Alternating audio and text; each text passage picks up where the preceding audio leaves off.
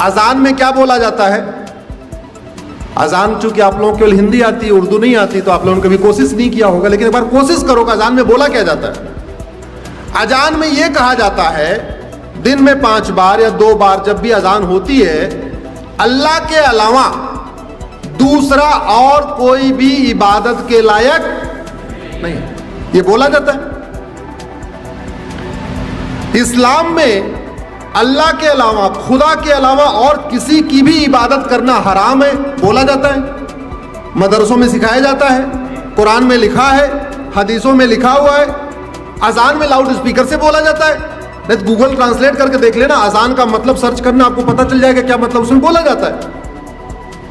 अगर अल्लाह के अलावा किसी और की इबादत करना हराम है, तो फिर मज़ारें क्यों बन रही हैं? फिर दरगाहें क्यों बन रही हैं? उत्तराखंड में देखते देखते पूरे जंगल के जंगल मजार दरगाहें कहां से बन गई।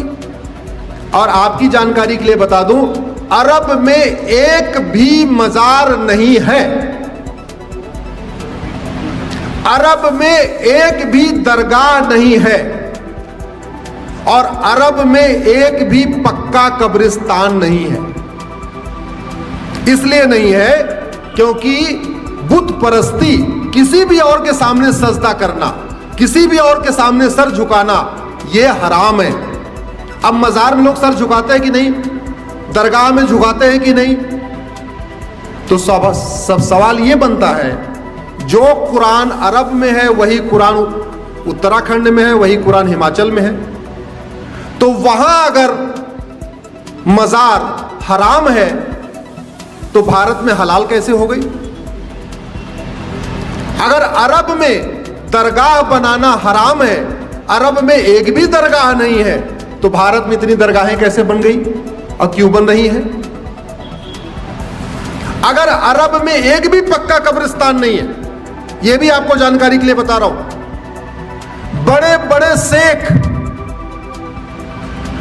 जिनके घर में सोने की प्लेट होती है, सोने का चम्मच होता है, अरबपति खरबपति हैं, उनकी भी कब्र पक्की नहीं होती, क्योंकि पक्का कब्रिस्तान भी हराम है। अब सवाल यह बनता है, कुरान वही, हदीस वही, अगर अरब में पक्का कब्रिस्तान हराम है तो भारत में वो जायज कैसे हो गया? ऐसी क्या मंशा है, किस मंशा के साथ भारत में जगह जगह पक्के कब्रिस्तान बन रहे हैं? किस मंशा के साथ भारत में जगह जगह मज़ारें बनती जा रही हैं, दरगाहें बनती जा रही हैं?